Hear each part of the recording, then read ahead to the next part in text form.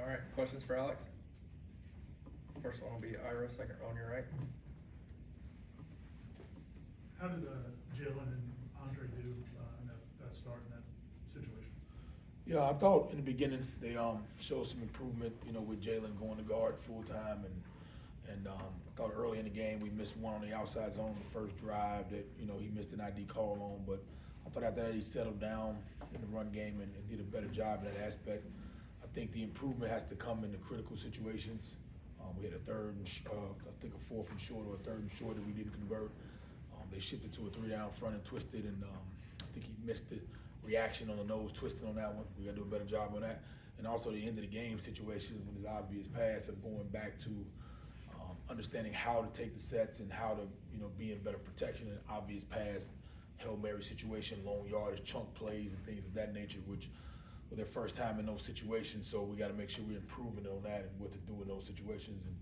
And they may know it, but being in it gives a little bit of experience more, and their faces and things of like, it becomes more real once you're in those moments. So expect to see much improvement on that as well. All right, we'll come to Brendan, front row on your left. Some of the better numbers you guys have had in the run game this year. I guess what was working effectively different than maybe previously? Yeah, I mean, the defense we faced was a really good defense. I think that backs did a good job of seeing it. We're consistent and more, with the scheme that we use to be able to take advantage of some things that they gave us. And I thought, they ran hard. You know what I'm saying? Like, they didn't go down on first contact, was able to get through arm tackles and kind of get those yards after the contact, yards after the first line of scrimmage. So I thought that was an improvement, and I thought, we got to build upon that and kind of keep it going and make sure we're showing some improvement as we keep going. But I thought the guards, helped in that situation with the guys we got in there. I threw Ferg in there for about 18 plays, which, kind of calmed Otto down on one-up plays. But I thought over the standpoint of it, they did a better job of communication, IDs, back to the good job of yard at the contact, and also, the edge blocking with the tight ends was improved, So when those things keep continually improving with the young tight ends on the edges, with the guard play on the inside, and with the back seeing it and understanding the scheme, we should see better production out of it as we're moving forward. All right, we'll go second row to your right for Liam.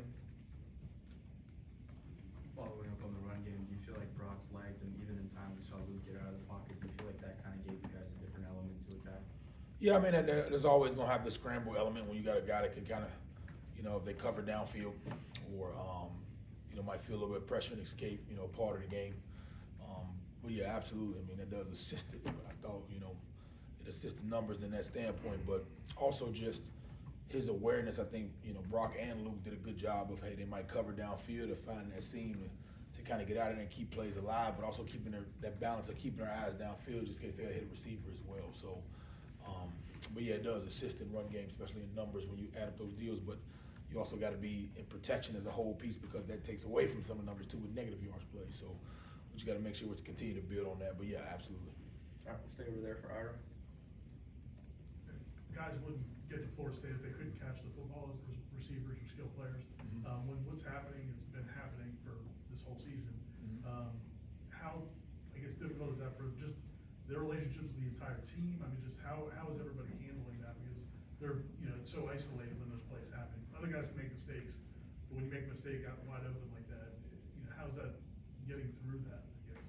Yeah, a lot of it, and I told the offense this when I met with them, a lot of this, I took the heat of it because I have to make sure that whatever the problem is, whatever the ball is, maybe over shoulder catch, underneath, flipping the hands, whatever it is, I got to make sure that they do it so much that they can't mess it up to build the confidence, but also challenge them on, once you know it, sometimes you can overdo it and overthink and overprocess and overpress, like, oh, I got to catch it, and then now you overthink it instead of doing what you naturally can do.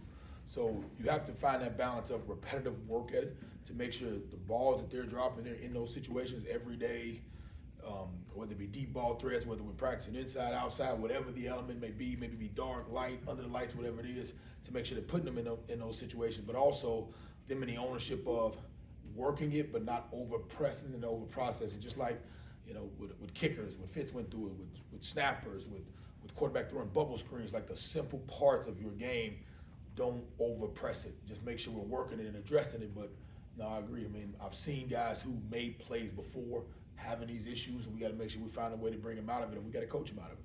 You know, we got to make sure we're giving them the opportunity to be able to come through adversity, but it also creates opportunities because, you know, every game is not a tryout. So we got to make sure we're putting those guys in there that's consistently doing it, creating the opportunities, and also gives a chance for those guys. If you can go out there and operate, it gives you an opportunity to go out there and do it. But also, man, nobody loves, I mean, the stories of guys who can and then be able to come and the overcome is also a part of these young men that we're building up as well. All right, we'll have front row for Kurt. Coach Norvell seemed encouraged by what he saw from Luke in his first game action. I guess, how do you evaluate that? And I guess, what's it say about Brock to have the first half he did, to go to Luke for a while, for then him to come in, and it felt like he kind of gave the offense a bit of a chance there in the fourth quarter with how he was running through.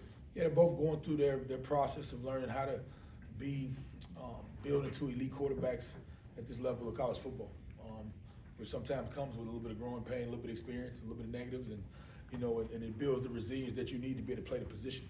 You know, it's not many of them that come out the gate fresh out, you know, freshman year and come out there and, you know, kill it. You know, they have to go through some woes and pains and learn how to respond, and then, you know, take the successes and take the adverse situations and be able to learn from it and grow from it as they keep building through their characters and their careers. But Brock is tough, man. You know, even I watch how Tony coaches him, and he coaches him hard, coaches him like a linebacker, both of those guys. You know, Luke plays safety, I mean, he coaches them hard. A lot of times you hear guys say, you got to be passive to those quarterbacks. I mean, he attacks them pretty good, and they respond to it. And I think that's what built them for those moments where you have a deal where you turn the ball over like that, but then you still bounce back. But it also shows confidence in the players, man. We lose sight that sometimes, you know, they're going to have that. Our job is to get it corrected and still build confidence for them to continue forward with their careers and learn from the lessons that you get. You don't know why you got to go through, but sometimes you got to go through so you can get through, so we can build you for later. All right, we'll go to Jordan, third row on your left. Coach, following up on that, by pulling both quarterbacks in the middle of the game, especially Brock off the 3 turnovers, were you worried because they're so young in their careers that you could ruin their confidence because they're coached up hard, like, you know, to be able to respond and bounce back? It's all about the conversations you have beforehand and in the moment. You know, as long as you're not surprising them. It wasn't like a surprise moment. Like, oh, surprise. Nah, those conversations were had during, before, so there was an understanding of level of what we needed to see and what needed to happen and what could happen based upon later in the game once we did make the decision to make the change. So there's no surprises of it. I thought Luke get in there and he threw a couple good balls and you know, saw it. I thought, you know, at times he was kind of hesitant. And I think Brock, once he came down and kind of saw it from a different perspective, it helped him a little bit too to calm down and things of that nature. But I mean, we know moving forward, you know, Brock's gonna run out there first, but there's also a competition evaluation a part of it. But we trust them, you know what I mean? But sometimes you got to, you know, kind of calm them down and what are you seeing? What's different? And it could be a lot of coaching too, because we might be game planning for certain things. They could be a little bit different and they're not responding to it or reacting as fast. So we got to take accountability of that as well. So we got to make sure whatever they're seeing, they've seen before and they understand what it is, and we're explaining it clearly and communicating to build the confidence and just throwing them out there and, you know, hey, what'd you see? Without any anticipation. So we got to build that anticipation with the game plan as well. All right, next will be Brendan, front row on your left. How is Lucas Simmons progressing? Is he someone who could work his way into the rotation this year, or is it still early on in his development? Yeah, Lucas is going into his first full deal because of what he went through last year, and then set to about October, November. So he's about right hitting that year mark. He's down there with us. He's not on scout team. He's taking reps in their rotation with the one group. So, you know, opportunity is going to come.